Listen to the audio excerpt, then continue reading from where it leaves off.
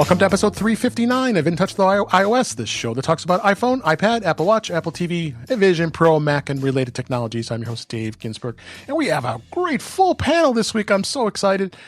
First off, Guy Searles back on the show. How you doing, Guy? Hey, I'm just happy to be alive. That's all I can say.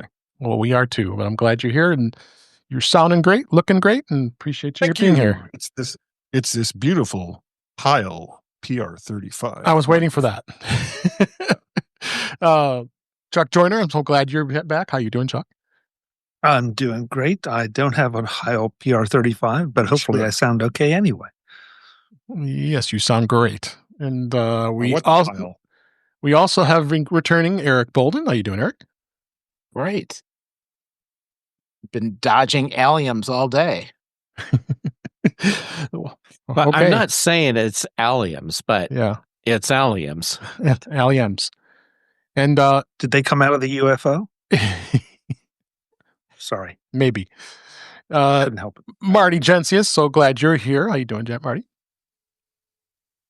And you're muted. Well, Marty's muted because if he's not, then you have to pay royalties for every word he says.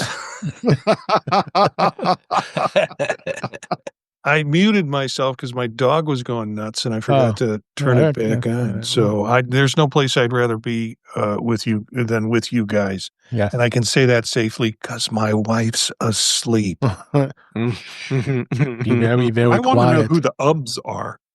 The Ubs? Ubs, yeah. It's in Marty's right side in bright letters. The Cubs? It's the UBS. You get the CUBS. So, but I'm sorry, I'm just seeing it as Ubs. Well, it's a computer peripheral connector port for the dyslexic. Oh, there we go. That voice is Jeff Gamet. How you doing, Jeff? I'm doing all right. And I apologize to everyone for that joke that was in horribly bad taste. It was too funny as always. So we got a lot to talk about. iOS 18.5 was released, Vision Pro stuff. We got a little bit of Mac. Mac is going to be out there, and got some exciting announcements about CarPlay. Or is it exciting? Lots of news, but let's go ahead and dig in for the what's going on for this week. Let's start with In Touch with Vision Pro. Apple did release visionOS 2.5 with the Vision tab for Apple TV app. And Marty did talk about this last week because it was in beta. They officially released the fifth update to visionOS 2, and it came out in September, and it's a little over a month from 2.4. You can download it right from the headset, navigate to the settings tab, and in general section, it will download. You have to take the headset off for it to update once it's ready. But that is what was the biggest feature was the Apple TV app is now amazingly, finally, easily to discover and watch immersive videos. We've been waiting for this. Haven't we been, Marty? Because I'm excited. Yeah. Yeah. Instead of having to search for them. I heard another report today that people were claiming that the environments, they sort of redid the environments in terms they're clearer or crisper than they were. So that people are saying, and they were doing before and after pictures. Yes. Before 2.5 and after 2.5 as comparisons. And Eric, you don't do beta, but did you update? I hope at 2.5? Oh, yes. Attaboy. As soon as I could. Yeah. So and it went really smoothly. Yeah, it's been going. The beta testing's been great for me, and I think for Marty as well. So far, been pretty solid. So not overly exciting stuff, but enough that I'm looking forward to the immersive video. We got 15 days until U2's concert's coming. I can't wait for that one that we've been talked about a number of times here. So that is about it as far as what the Vision OS has announced. But one of the things I have, then this is kind of a future thing. I wanted to just kind of bring this up real quick. Is visionOS 3 more than likely will be coming back, will be announced at WWDC, which is a little less than a month away on June 9th. Users may soon be able to scroll with their eyes. Now, I'm curious to see how that works. If you're able to scroll through content with your eyes, and according to Bloomberg, this was probably from Gamet, is working on a visionOS 3 feature that would eliminate the need for hand gestures in browsing websites and reading and more. The Vision Pro already surprised, as we know, using gestures and hand gestures and taps. Could this OS bring something that advanced? What do you guys think, Eric and Marty?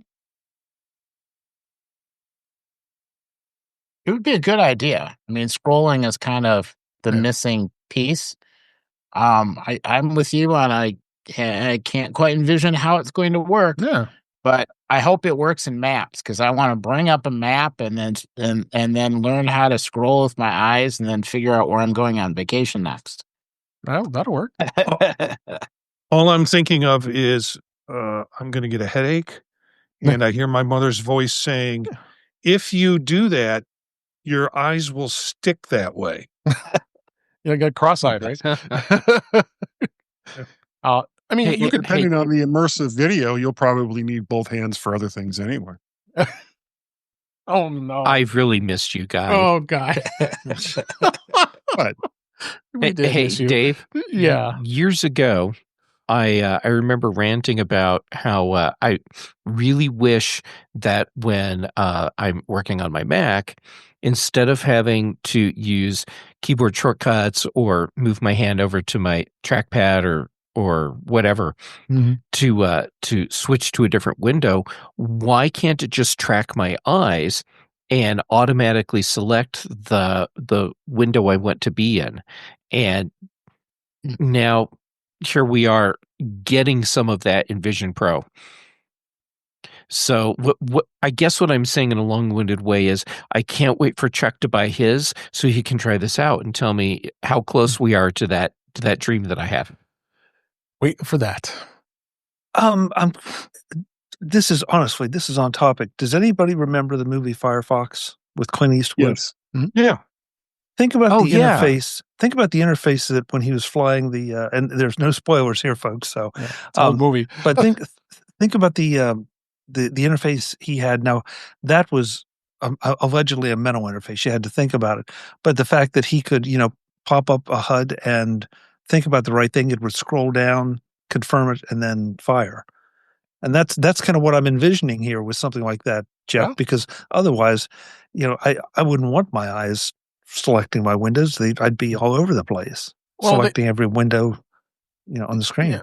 Like you kind of can do it now because like when I have to go in to put my passcode, I look at each number and then tap it and look and tap and look and look. So it brings, and the same thing when you're looking at the apps, it sees your eyes going around and it'll highlight that app and then you just tap it to load it. So they've got some of that technology already in the Vision Pro, but I'd just be curious to how the OS is going to allow it to actually launch something and do something without any hand gestures. You're talking about some Double accessibility. Yeah, just like double blink. Yeah, like Genie, right?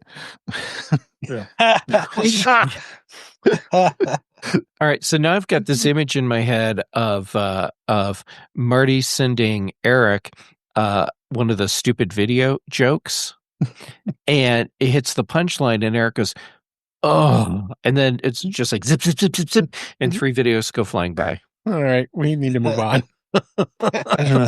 Worse, I've got this picture now of Marty's genie costume. That's not yeah. That's No. Oh. No, I did not need that. So let's talk a little bit about.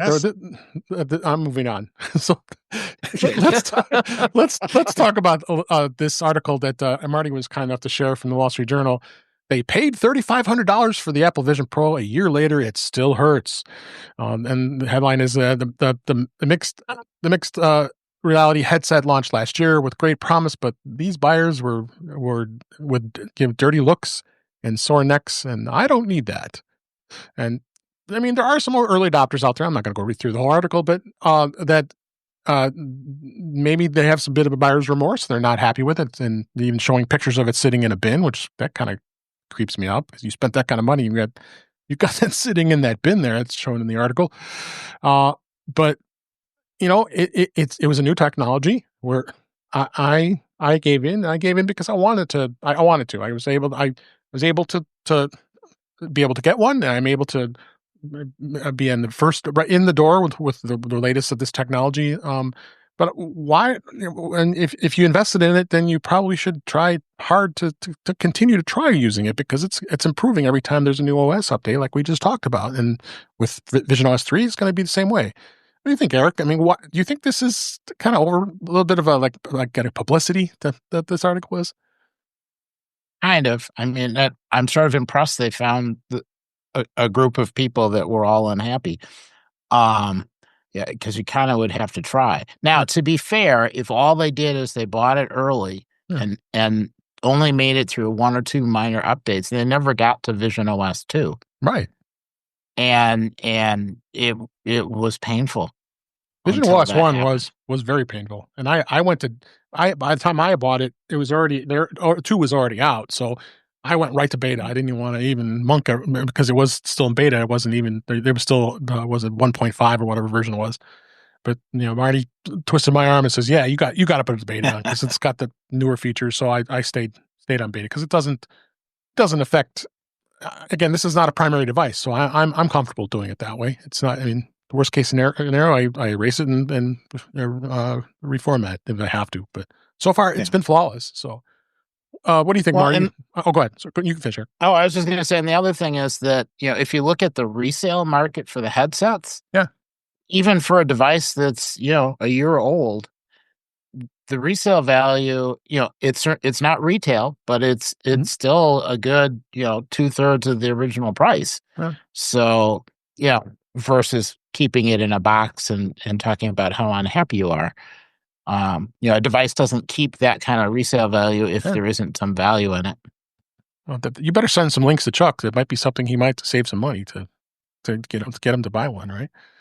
Yeah, Eric and I talked about maybe being a broker for dissatisfied Vision Pro based on this article. It was a hack job. It is. They interviewed like 2 people. They found 2 or 3 people that didn't like it, didn't use it, didn't have much to say about it. Eric and I quickly identified, I was looking at the picture of the box where it's sitting in, and we tried to identify what other objects were in the box. But we also identified the guy was obviously hoarding toilet paper, because there's a toilet paper box next to it. There is. So maybe he's looking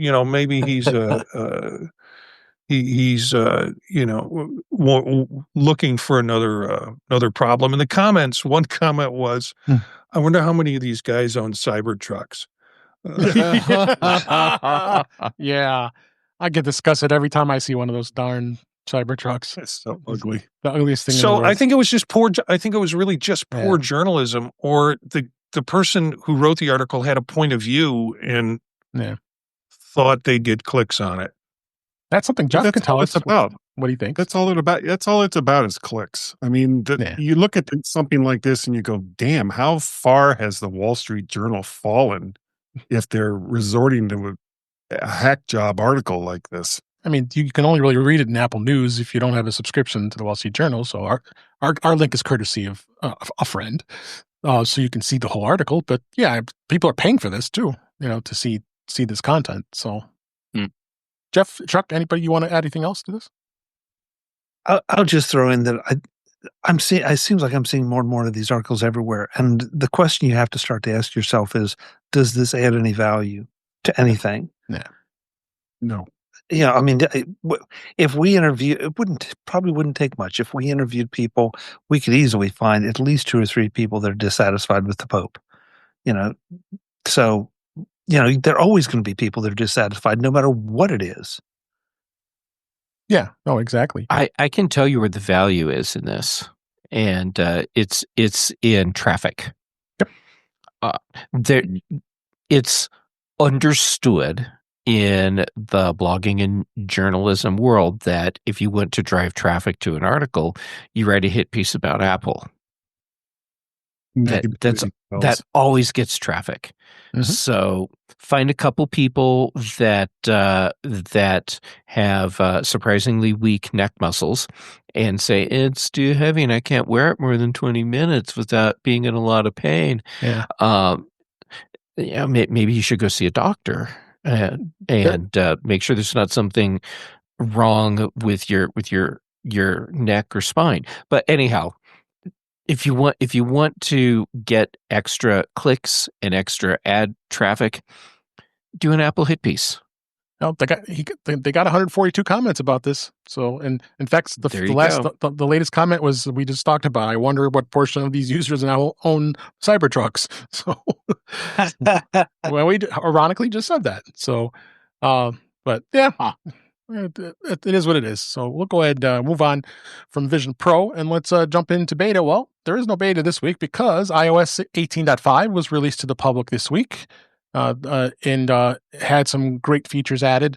It was released on Monday of this week. There was the fifth update to iOS 18 and iPadOS 18, and which came in last September, and just a little over a month after 18.4. And of course, you go in, get the setting update, go to Settings, General, and Software Update.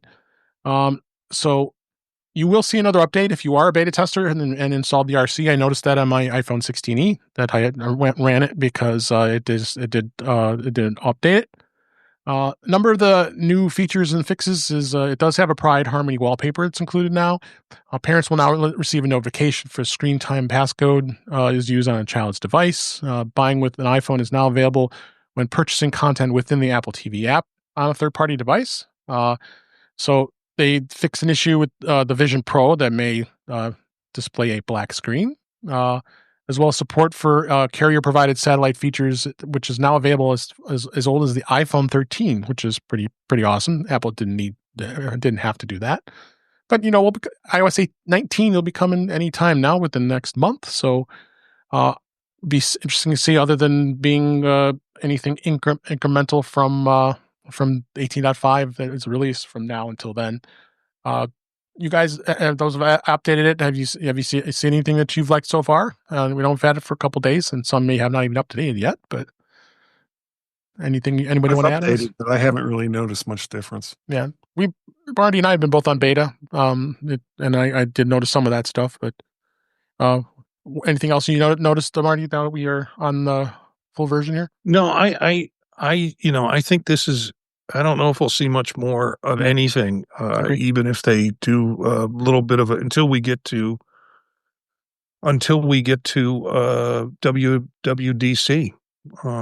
So I'm expecting maybe a 2.51 if something is terrible that needs to be fixed, but not a lot in terms of updates or even developer updates until we get till after June 9th. Yeah. Yep. Anything else anybody want to add? All right. Go ahead. Oh, I mean, it was a nice, smooth update. Everything worked. Oddly enough, the only issue I had was, I updated everything at the same time, and I had a power outage, and my speakers didn't come back, and I ended up having to talk to everything with the iPad. Oh, okay. And the iPad Home app fixed a lot of issues. Oh, that's good. That was unexpected. Yeah, because I usually just let the HomePod update, but when I remember to go to the Home app, I go ahead and just force the update right away for HomePod. And I know, Jeff, you always update HomePod immediately after you go update your iPhone, right? Actually, yes, I do. Yeah. In hopes that I'll see a dramatic improvement, and you always get disappointed, right? But in sense of fairness, I can't say I'm disappointed with the update yet, because I haven't had enough time to really start playing with what I do with my HomePod and the S Lady, and see if I'm getting better performance and results. Yep. So next week, then I'll be disappointed. All right. We'll tune in next week when we find out what your disappointments are. Yes. Anybody else want to add anything to this before we move on? Okay.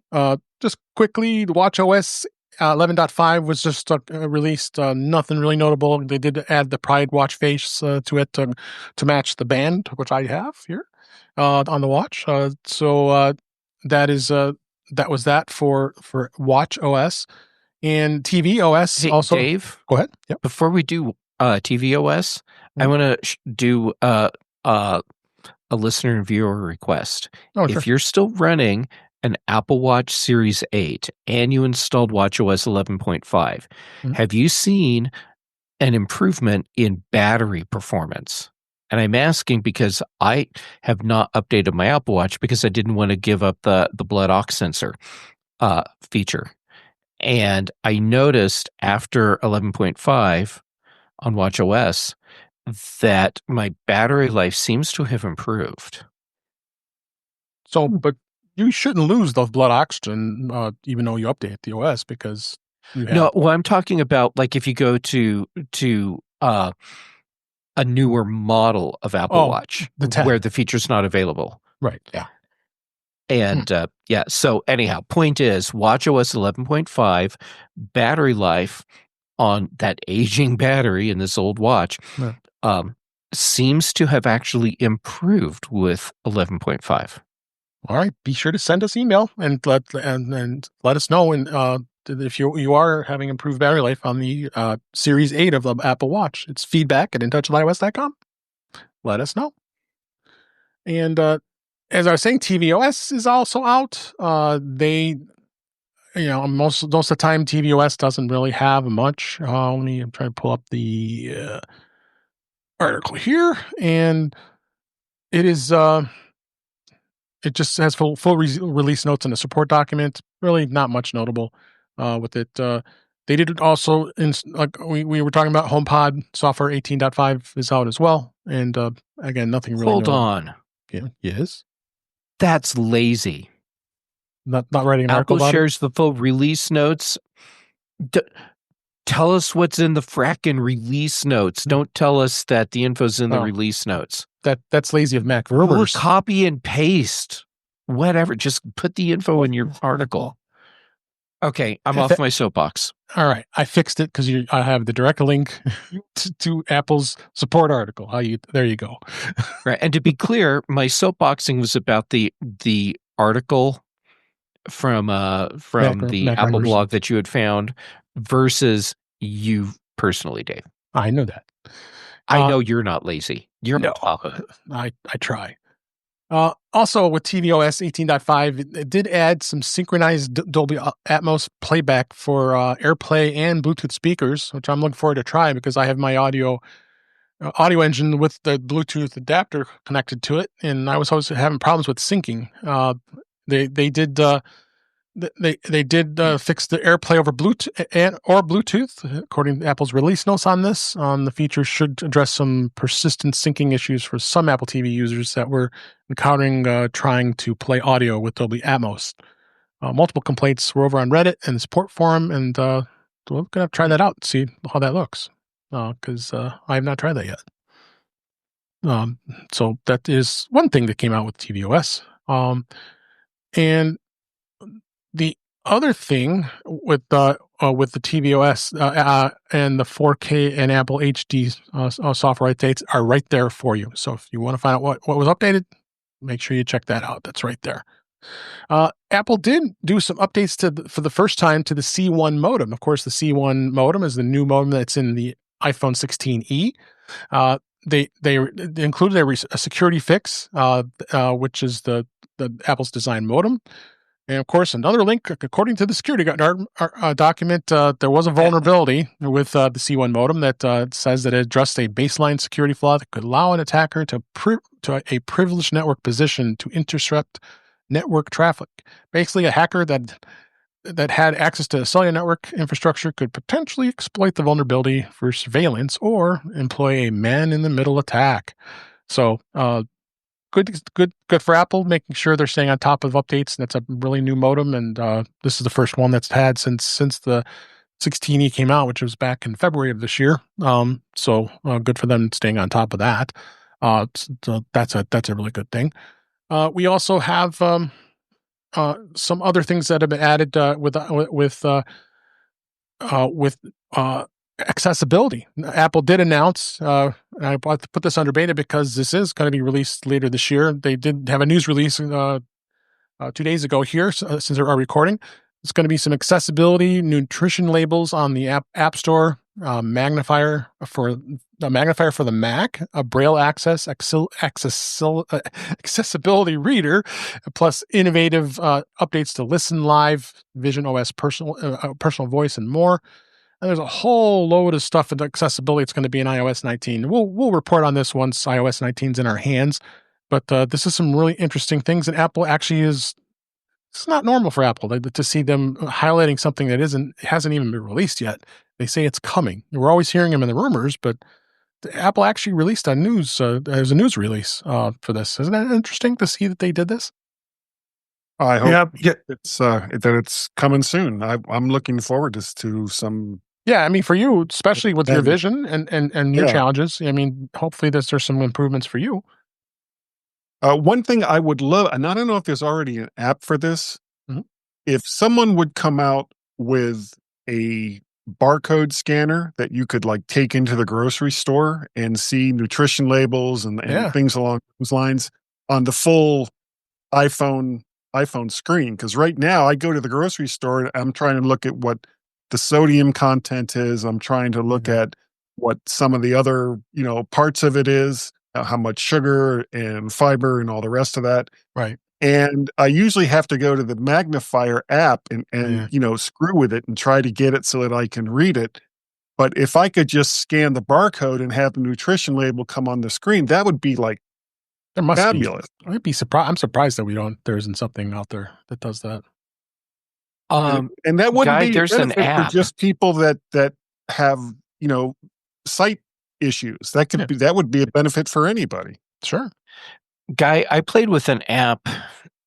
It's been a few years ago now that it looks at the actual label on the product and pulls everything out and displays it for you. If you remember what that is, I'd love to look try at Yuka, YUCA. Okay. Put that in the show notes for us, Marty. Yeah. Dave, as to your question about Apple announcing this as opposed to waiting until they release it. Today is Global Accessibility Awareness Day. That's right. And from what I understand, they released this in conjunction with or in preparation for that. That makes sense. That's right. So I know our friend Shelley Brisbane's been doing some coverage on that with on Six Colors and Jason Snell as well. So I know that's been there's been coverage on our podcaster peers. So yeah, that was right. I forgot about that. Thank you. I think they did a nice job of bundling all of these pieces together into an article. We talked about it last night on Old Mac Gang, and it was it's got some impressive stuff. I shared some of it with my wife, who has macular degeneration going on, and it's the first time she's got excited about me talking about Apple. That's awesome. So, that's awesome. In fact, Apple did highlight this in a video that they have on YouTube. It's called the magnifier on the Mac, because it is going to be coming out on the Mac later this year on macOS 16, and the ability to be able to use your iPhone as a magnifier that's mounted on top of your Mac while there's a photo of the video here showing somebody sitting in the audience and being able to do a magnifier and magnify it right from the Mac, which is pretty awesome. Because there are apps that were out there that would do it for the screen, but this actually gives you flexibility to magnify externally with an iPhone. So check that out. There's a YouTube video that links in the show notes of our article about this. So pretty cool stuff. There's it also talks about in this article there's music haptics on the iPhone for global accessibility, and what that does, that's another was another video, and provides taps, textures, and vibrations of audio of the music that's playing, so that users who are deaf or hard of hearing can actually experience the songs based on those vibrations. So I think Apple is amazing with accessibility, and they continue to just thrive with these great new features so that people have the limitations. Anything else anybody want to add on that? All right. Let's move on to In Touch with Mac. Sequoia, or Jeff likes to call it Tall Trees, 15.5 is out this week. That's the fifth major update to Sequoia, and it was launched last September, a little over a month from 15.4. The 15.5 was pretty light on new features. Apple listing only a change to screen time in its notes. So enhancements, bug fixes, security, that's what we're pretty much talking about. So I think it's important to update. Some of us wait a day or two. But I forgot to do it. Can you believe that? So I will do that after the show tonight. So no. Go ahead. Start it now. I'll start now. Yeah, we'll wait. It'll reboot. What could go wrong? What terrible things terribly could go wrong? So go ahead and check that out. Other thing that they added with Safari web push update in 15.5 will save you on some battery life. Not that I've ever experienced a lot of battery life, at least on my newer Macs. I tell you, I have a work Mac that I've been using a lot on battery, and I got like almost close to 2 days of use on it. Probably on average using it like 3 to 4 hours each day. So the battery life is on Macs, and especially on this is an M3, is pretty amazing. So, but that's good that they're saying they're making more efficiencies with Safari when it comes to battery life, because that's the big thing that they've been talking about here with battery life, with all of our devices. So, all right. So let's move on to another topic. CarPlay Ultra. It was announced. And are we excited? I don't know. Because the first car that's going to begin with having it is the really affordable Aston Martin vehicles. So the CarPlay Ultra, which is the next generation of CarPlay, will be available on that Aston Martin vehicle orders in the US and Canada. And they'll be able to update existing models with the feature on the next generation system through a software update in the coming weeks. So that's kind of cool. They're retrofitting other Aston Martin vehicles, and it is one of the things that they do finally have declared and got information is that a design is going to be unique to each automaker, which is a great thing. And they started with Aston Martin. I don't think any of us here would afford an Aston Martin, because I think most of them are around $250,000. So yeah, a little out of my budget, and I think most of us here. But good to see that it's happening, and there are going to be other vehicles that are becoming later. They are working on those other vehicles. They have a list here. I got a link in the show notes here to what is going to be the three right now. The more affordable vehicles is going to be a Hyundai, a Kia, and Genesis. The original list. Yeah, the original list was all the big ones, like Acura, Audi, Ford, Honda, Jaguar, Land Rover, and Porsche was. We were all waiting for this for years. What do the people think here? I'll start with you, Jeff. What do you think? Where is this going to go? I mean, if it's starting with high-end cars, is it going to come to cars that a normal person can afford? Well, it depends on your definition of normal person. Well, I guess a car that's not over $50, $60, $70, or $80,000, let's say.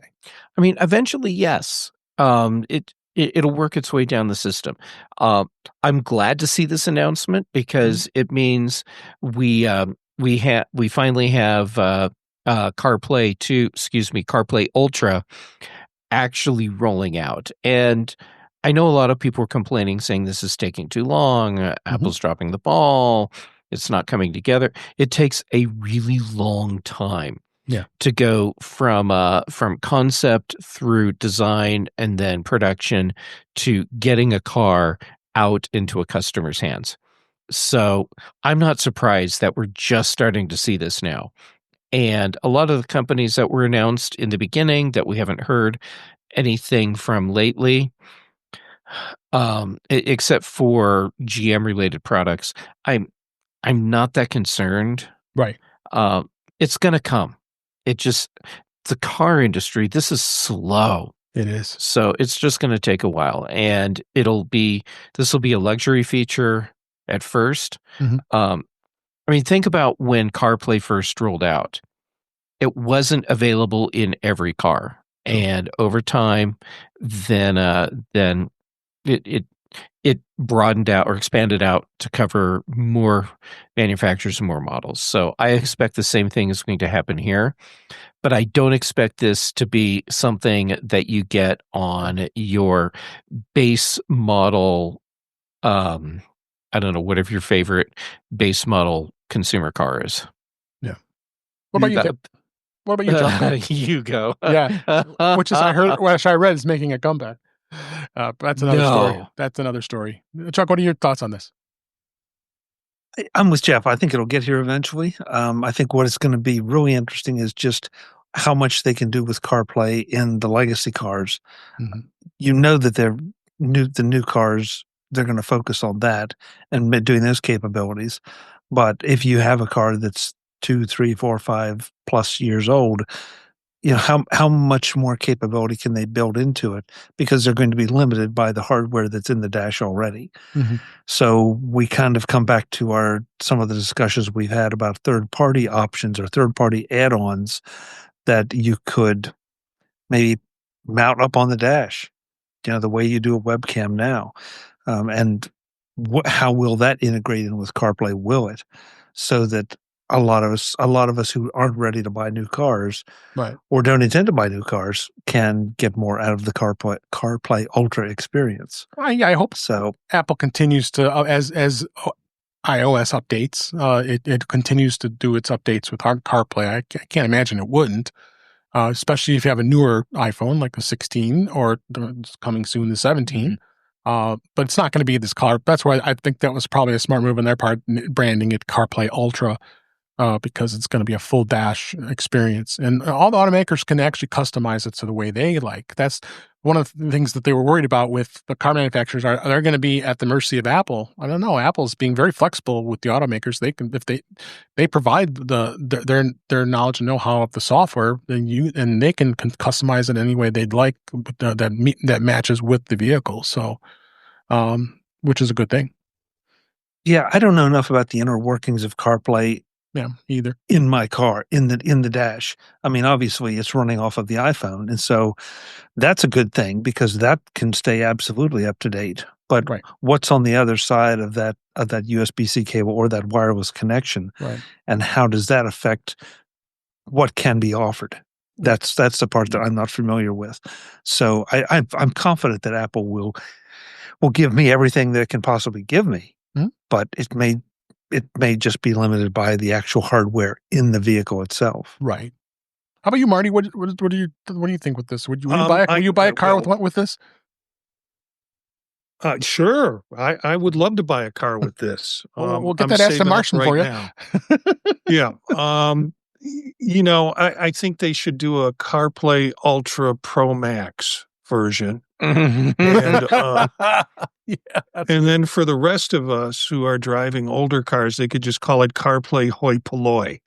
And I just like to say Hoi Polloi. So that's going to be CarPlay Air. Yeah, CarPlay Light. I think it's great. I'm thinking of the configuration in my car, and there's never going to be anything in the current car that I have that's going to replace what is the odometer and the speedometer. And all of the shots in this show, you know, screen changes from that point of view. Everything I do with CarPlay is meant to distract me as a driver over to the right while I look down and try and use a very antiquated touch panel on my car to try and change things around. And then my wife screams at me. So that's one of the features. Yeah. Eric, how about you? I'm really looking forward to it. I'm not going to have a car anytime soon, but eventually I will have a car that has CarPlay all the way across as far as I can see on the front of the car, or I'm just going to have a whole crap ton of iPads and I'm going to mock it up and pretend. I don't really care which. You know, I called an Uber this weekend and it turned out to be a Tesla. And when I got out of the car, I had to go up to my hotel room and take a shower and say a rosary. Yeah. But the technology in it was pretty swift. Yeah, absolutely. All right, Guy, bring us home with this. Okay. Well, I'm still waiting to hear from Aston Martin for my review copy Okay. of CarPlay Ultra. Maybe Really getting it. MKBHD can lend you the one he gets. Yeah. But I agree with Chuck. It's going to be limited to the types of vehicles that already have a full screen on their dashboard that shows things like speedometers and tachometers and all the rest of that. I've got a Mazda, excuse me, I have a Mazda CX-5 and it's got one screen Yeah. on the dashboard that you can adjust and do stuff with, but that's not going to work with CarPlay Ultra. Right. So, the other thing, and I'll finish with this. My Kia Soul, 2016 Kia Soul had CarPlay, and I don't remember the year that CarPlay came out, but that was a cheap car, and it had CarPlay. And the fact that Hyundai and Kia are being mentioned in this announcement tells me that it's not going to be limited to super expensive cars, and that we'll see it in affordable cars. For one thing, remember that by replacing the mechanical gauges, that's going to be a cost savings, because these screens that they put into the cars are not that expensive, and they don't have to be for the information that they're conveying to the driver. And it's a win-win, because now, with the help of the manufacturer of the cars, we can adjust the kind of information that we have across our entire dashboard. Absolutely. All right. Wow, I said that seriously. Yeah, that was a very, very good response. I appreciate it. So thank you for that. Very articulate. Well done. No, Yeah. I'm so proud of myself. Ooh, So, go guy. Yeah. Let's go into the chat room at youtube.com/intouchwithiOS. We got Web Bixby and Cletus is giving us some comments here. Web asked, can they win Mercedes back? I don't know. The CEO wasn't very pleased with what was being offered, but who knows? We'll see where that happens, I would think. While in the USA, they are considered the luxury brand, but not so much in Europe. And he says, you're talking about Aston Martin, right? Talking Chuck. So Webb giving us his insights, because he is quite the automobile connoisseur. So, and we a few of us have driven with him, and he is quite the driver. So you could be with us too when we record live Thursday nights at 8 p.m. Eastern, 5 p.m. Pacific in YouTube here, and join us as well. So please come and check us out. Let's go ahead and move on to some other topics here real quick. One of the things Apple has just announced that they are going to be able to do, Apple Music got a new transfer tool that allows you to make switching from Spotify much easier. They introduced this new feature designed to allow prospective Apple Music users to import their saved music and playlists from third-party music services to Apple Music. The feature is either expanding in a test phase or it's rolling out, and it's available in Australia and New Zealand right now, as according to a support article. Signs of the options was going back as far as February 2024, when an Android user saw reference to it. So actually, Apple is going with SongShift. They're partnering with them, which was an app that allowed you to transfer playlists. I was using an app called the Playlist with a Y for Apple Music that was doing it for me as well. So I'm interested to see that there's actually going to be a tool here to do it, because I've put together. I mean, I have a free account with Spotify, but there were some playlists I created just to play them, and yeah, it was pretty seamless to be able to move them over.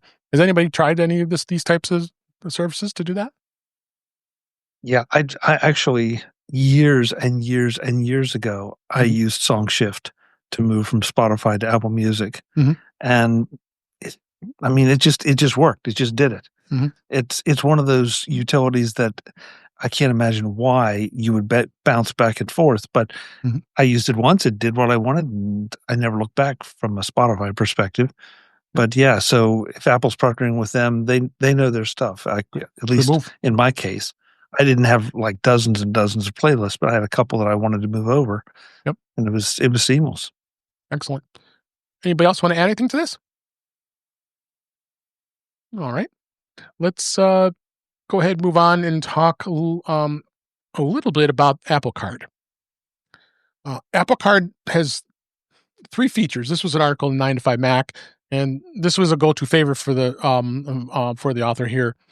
We're like 6 years now since the Apple Card came out, and we're still kind of in limbo where this card's going to go with Goldman Sachs. Nothing has been discussed lately, but I still continue to enjoy it. I think all of us here who do have the Apple Card do as well. I think the number one thing is, as he said, is as well as the monthly installments for Apple products. I mean, I find it to be just such a convenience. I've had iPhones on there. I bought my Mac Mini on there. I've bought many iPhones over the years using the card. And one thing is with my iPhone is I'm on the Apple upgrade program every year, so I don't need to do that. So I just make the purchase and get the 3% cash back on that because you have to pay the tax every year.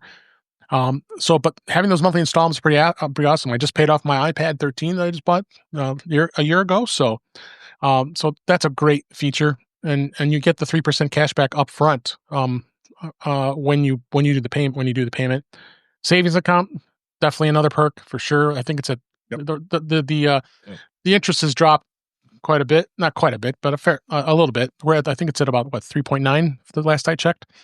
But still, that's not bad. And it's so easy and convenient to be able to transfer that money into the account. Just link your bank account to it and you just transfer it over. I have a bank account that the money's going into, and every time that money goes in there, I transfer it right into the savings account and don't even have to think about it. Get that done all the time. So, and then the third thing is Apple Maps places for transactions. So wherever something was purchased, it actually shows you. It actually shows you where it was purchased and not just who the vendor is. So, like in this example, it's showing a place in the La Carousel, which I'm not going to go into the assumption that is from Paris, and that's kind of cool too. So it does show shows that as well. So I can never complain about Apple Card. I use it all the time. Anybody have any other insights of what they like about the Apple Card? Anything different than it was talked about? It's just free money. Yeah. There's absolutely, with a lot of credit cards, you have to jump through hoops to get the 2 or the 3% back. Right. And Apple's just like, nah, we're here, take it. I think I look back and I think over the last 6 years, I must have made like $3,000 in percent purchases back. Because even the 1%, is not much, but it adds up. So it adds up. Yep. And it's still, I mean, it's not a lot of money, but it's still more competitive than my local bank from a money market perspective. Exactly. That you can move money in and out reasonably quickly. I think they say it could take 7 to 10 days, but it never does. No, it's a day. But I'm definitely getting not as Dave said, not a hugely better rate, but a definitely better rate than my bank gives me. But the transfer is so quick because I do it from any of my bank accounts. I have a number of bank accounts. It's the next day. I mean, it already credits it to the account, and then you look at the bank it came from the next day. It's debited from the account. So they got a good thing here. So anybody else? I use it as my tech slush fund. The Apple savings account. It's like just move the 3% or 2% or 1% over there. And I'll tell you, I don't count my rings. I don't count my steps, but I love to see that little graph go up in the bank account because it's like, I think we all come on, Apple. Daddy needs a new pair of Apple glasses. So it will be there when I need it. Yeah, absolutely. Yeah. Anybody else? I like that the daily cash doesn't just go into a counter where it says, oh yeah, you've got this. What do you want to do with it? It dumps it right into savings, so it starts earning interest right away. Yeah. That's really convenient. Even it's 23 cents, it's going to transfer that if it was 1% on something you bought. Yeah, it lets you know right away. So, all right, let's talk a little bit about RCS. We all were pretty excited about when RCS finally came over to iMessage, and then we're able to talk to our friends that use Android. Those green bubble people. So the ability to being able to get RCS messages, being able to actually see if someone read a message or not. You never had that option on an Android user. You can send graphics just like we do in iMessage, how we us blue mobile people. Well, it was determined that there was more than 1 billion RCS messages that are sent daily on both Android and iOS. And this isn't just in the United States. And Google said this. And this is quoted from Google. That of course we know what the communication protocol did. It replaced that prior SMS and MMS standards, which were very old and antiquated. And we know it was developed way back when by the GSM Association, and Google's been championing it for years, and they finally won Apple over, and we finally got it on here. So I think everybody's pretty happy about it. But like I said, it supports high-res photos and videos. You've got a much better experience with the Android folks. Support for larger file size and sharing, audio messages, cross-platform emojis. The emojis work now. But you would send emoji to an Android user, it'll be a bunch of characters. You wouldn't even know what the emoji is half the time. So this is cool. I'm glad that by adding Apple iOS, I believe that has really boosted the use of RCS. Jeff, what do you think? I'm actually not surprised at these numbers at all. And really, it's just an indication that that operating systems have been updated to support RCS, and I think most people don't even know.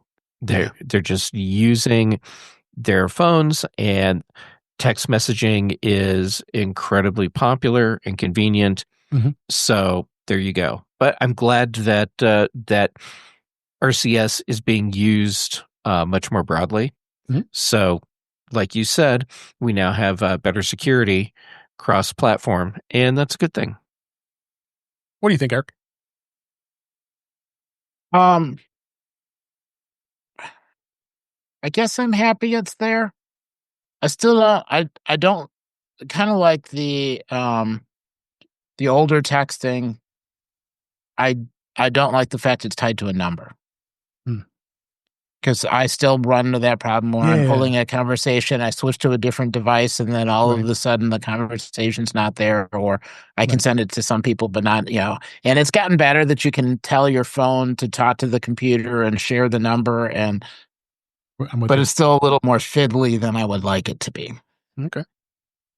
Chuck, you think, are you been using the RCS a lot? No, I really haven't, Dave. That's just it. I haven't. It really didn't change my use of the iPhone or messaging at all. Sure. So I'm a terrible one to ask.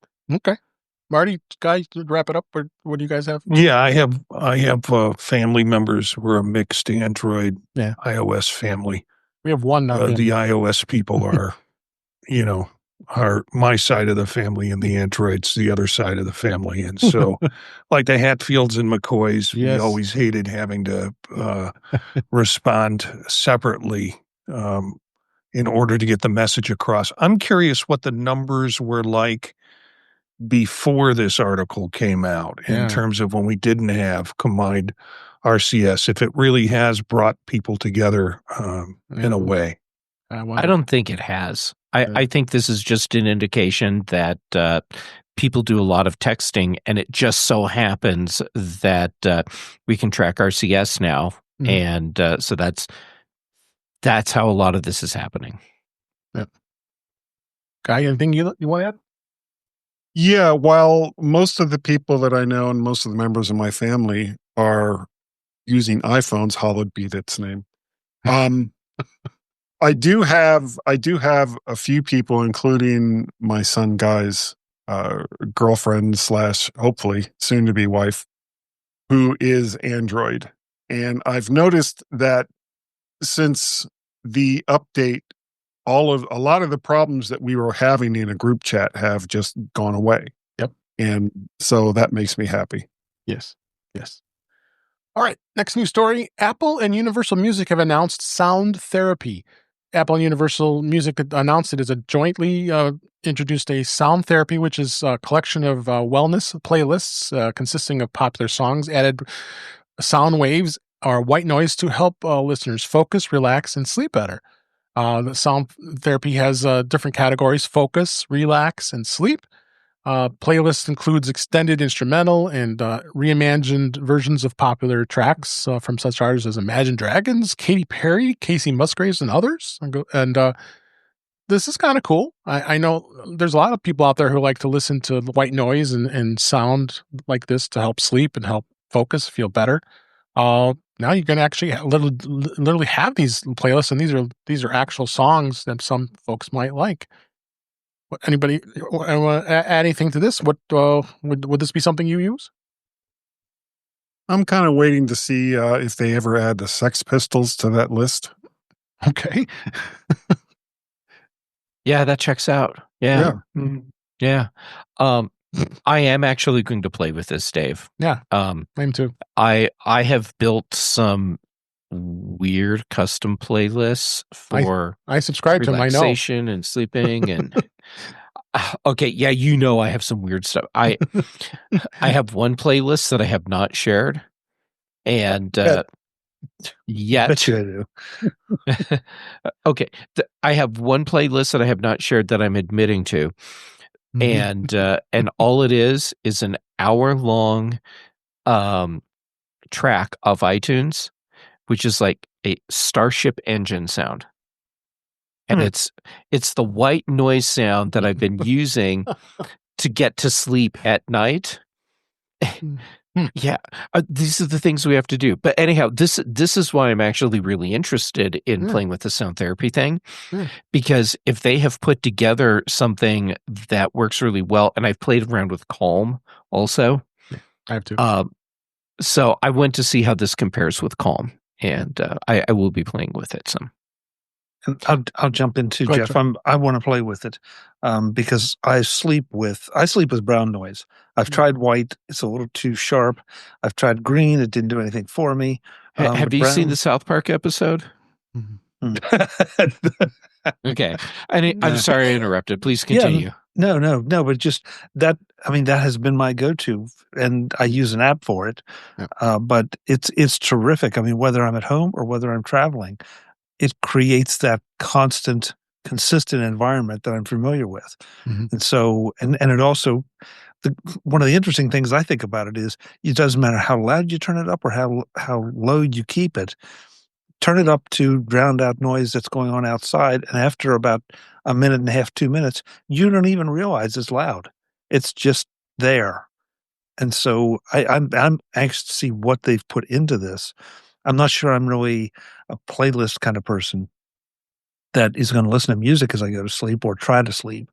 But some of the now it's all of a sudden now it's fashionable to call it sound therapy. Call it whatever you want. It's if you haven't tried it, and especially if you're like in a noisy hotel or maybe a college dorm or something like that, it'll save your life. Yep. Anybody else want to add? Yeah, I am interested in this probably for other reasons. When I like to have something going on when I'm working, and the something going on has to be background and can't be too distracting. Particularly, I can't listen to music with lyrics in it because particularly music that I'm familiar with, because if I'm writing or putting things together, I just can't handle those the lyrics and the sentences I'm trying to create. So I'm kind of curious about this I think the Sex Pistols would be cool because that would kind of keep my energy going. I don't need more Enya. I kind of need something with a little more kick to it. Yeah. And so I want to try it out for that reason. And obviously this product was put together by someone. If the goal was to soothe you to sleep with just ongoing noise that finally knocks you out, this person has never been married. Because, 41 years of marriage and the droning goes on and finally you completely nod out. Are we talking about snoring or talking? Yeah. Okay. Talking. Eric, you have the last word. Do you want anything? Well, I'm looking forward to this for donating blood at the Red Cross, because I discovered that there are two fire stations where I go to donate, and one of them, whatever the soundtrack is, causes my blood pressure to rise just enough to not qualify, and then I have to go back. So, and I discovered, I could put, AirPods in and turn out all the dampening and stuff, and if I guess right, it works. So I'm hoping one of these playlists will be a low blood pressure playlist, and then I can go to the Red Cross only once, donate successfully. I think that's the Ian Dury and the Blockheads playlist. Yeah. Okay. All right. A couple more stories before we wrap up this week. This is kind of funny, if not surprising. Max. What is Max? We didn't even know what Max was because HBO decided to change HBO Max to Max, right? Well, not even a year later, they reversed their decision. It's now going to be rebranded to HBO Max. Turns out it was a bad idea, dropping that very well-known HBO brand that's been around for, 40 years? Why they changed this is beyond me. A couple weeks ago, they changed the color scheme of their graphic, which was blue, and now it's black, the background. I guess they say that they were quoted as saying that this the evolution had also been influenced by changing consumer needs, and the fact that the no consumer today is saying they want more content, but they're saying they want better content. And I tend to say I agree. There's been a lot of great shows on HBO Max that I've enjoyed. Mm-hmm. I love Last Week Tonight with John Oliver. He's hilarious, and I always watch that. I just started getting addicted to watching him, and make sure up 10 o'clock Sunday night to watch it. And just so many other great shows. The Pit that just came out was that great medical drama that they came out, and that was great. So, but are we all surprised they changed back this brand? I'm not. No. Nope. Stupid idea. Why? Shouldn't have taken this long.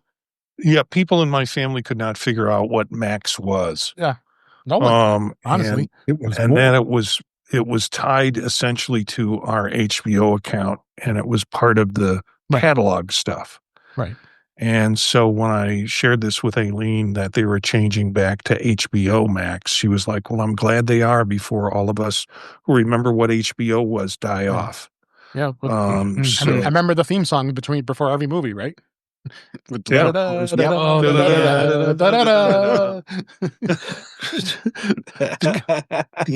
In Touch with iOS Orchestra here. Yes, it was. That was fantastic. That was good. So good to hear that they did this. Two more quick articles here. Apple Maps is now featuring insights from expert sources like the Michelin Guide. Apple has updated the Maps app. This is just yesterday as we record here with those insights, ratings, reviews, and expert sources with the help of some really high-ranking restaurants, hotels, and the Michelin Guide, which is, of course, the one of the more leading industry experts of making recommendations, gives a lot of. When you get that rating, especially restaurants, they tend to be very good and tend to be very busy too. So good to see that they continue to evolve Maps and put more of this great information in here. I know Google's doing a lot of stuff too. I know Google just came out with the feature where you can take a screenshot of something and it'll actually create a map of where you're located in that screenshot. So I think maps are starting to evolve even more. Anybody want to add anything to this? All right. Just it keeps getting better. It does. It really is. So check that out. And then the last story I want to wrap up this week is Apple did. We talked about the Pride Edition band that came out, as well as the wallpapers, and it's on the Apple Watch. I did buy the Apple Watch Pride band, and I really like it. I think it's looking really good. I have it on camera here. I've had some comments. Oh, look, there, Marty has it now too. So I think it's a really good looking band, and I've had a lot of compliments. People say, I really like your watch band. I don't know if you've had that yet, Marty, but I think Apple does great things with this, and I'm fully happy to support Pride. It came really quick. I ordered it. I think as soon as it was, I think we talked about it on the Mac Show last week, and I ordered it that day, and it came like that Saturday. So it was that quick. But I'm enjoying this. I had the other Sparkle one from last year. I know, Jeff, I don't know if you're still wearing that one or not, but not today. You switched but yeah, but I usually do wear the Apple Pride Sprinkles band. Yeah, so you're gonna have to add this to your collection. So yeah, we have a friend, a lesbian friend, who Aileen and I, who has been struggling with cancer, but is always very much into Pride. And so yesterday we ordered one for her when Aileen saw mine. Nice. And I explained to her what it was about. We ordered it for her, so she got it at her door this morning, and that's really kind of exciting. So if it's not your thing, it might be something you want to get for someone who you care about in the community, and kind of share that with them if they have an Apple Watch. Yeah. So anybody else want to add anything? We'll go ahead and wrap up. But before we wrap up, though, I want to talk about MacStock. I'm wearing my MacStock shirt from last year. This was MacStock 8. We were there last year. Most of us were. All of us were there last year. And now MacStock 9 is going to be July 11th, 12th, 13th. It's coming up. I go to the website every time to look how many days are until MacStock. It's 56 days, 11 hours, 48 minutes, and 30 seconds. So it's coming soon here. And the theme is share, and there's some great speakers that are going to be there. We have a whole long list of great new speakers, as well as our favorites. Marty's going to be speaking. Jeff is. Kelly Gamet and Brittany Smith are going to be there together. That's worth the price of admission right there, having those two gals being there, because they're great people. They're great friends of us, and they're always fun to be around and hanging out. Allison Sheridan will be there. Brett Terpstra, Mike Schmitz, and Marty's going to be there, as well as his son. We'll get to meet him for the first time. You're doing a presentation with him. So there's so much great content. There's going to be so much great to talk about. Of course, Chuck's doing the Road to MacStock with all the speakers. I think he's talked to a few people. He might have talked to me. You might see it by the time you hear this. And if not, you will see it soon. So you got to come check us out. It's going to be a lot of fun. Doc Rock's going to be there too. I can't believe it. I'll be able to meet him for the very first time in person. So I'm really looking forward to that. So it's a great way to network, meet new friends, hang out with old friends. Even Mac Geek Gab is going to be back. Dave Hamilton and his crew is going to be there doing a live recording of Mac Geek Gab on the Saturday night. So there's another price for admission right there to be able to check that out. So come check it out. Again, it's July 11th, 12th, and 13th and it's coming up soon. If you register, and if you want to get discount, you can, because you can use our actual special code InTouch50. If you use that at checkout, you're going to save $50 off the cost of a 3-day weekend pass. So please go check it out, MacStock Conference and Expo.com, and join us. We would love to see you. Anybody want to add anything? Other excitement? The great thing about the MacStock Conference and Expo, number one, since they've moved it to I forgot to meet the Holiday Inn next to the hotel. Yeah, go ahead. Thank you. In Crystal Lake. Everything is in one spot. So, once you check into the hotel, you got 3 days of just meeting so many great people that you don't even have to worry. You can just put your car in a parking lot and it's going to gather dust. That's until what it did for Sunday. me. So yeah, if you can get to the MacStock, if you can get to the Woodstock area of Illinois, I have been to almost every single one of them. Unfortunately, I can't make it this year, but I'll be there in spirit, and I'm really, really going to miss it. But if you can get there, get there. Yes. Do you want anything from Portillo's? Yes. You were near him the other day too. Could have brought him some. Yeah, I was in Alexander yesterday. Oh, you were? What were you doing? Later. We'll talk after. So, anybody else want to add their insights? I mean, I think everybody knows. Yeah, it's a great event. It's a lot of fun. It is. You get to learn cool stuff, and if you listen or watch a lot of podcasts, you get to hang out with in person the people from all the shows, and discover that that most of the people are just really cool and laid back. Yes. Approachable. Approachable, except for me. I'm like a horrible jerk. He is, but Yeah. I jump in too. I mean, it's a favorite weekend of the year for me because not only do you get to see people like we have here, and other friends, but you get to meet new friends. Yes. And you automatically have that connection with them because you're all there for the same thing. Mm-hmm. And that's an unusual thing in today's world, it seems. It only happens at certain events, like certain sporting events or concerts, where you just have that immediate connection. Everybody is friends, mm-hmm. and everybody has something to share and something to teach, even if they're not up on stage. So, yeah, I'm with you guys. Get there. It's like a family reunion, but in a good way. Yes. Yes.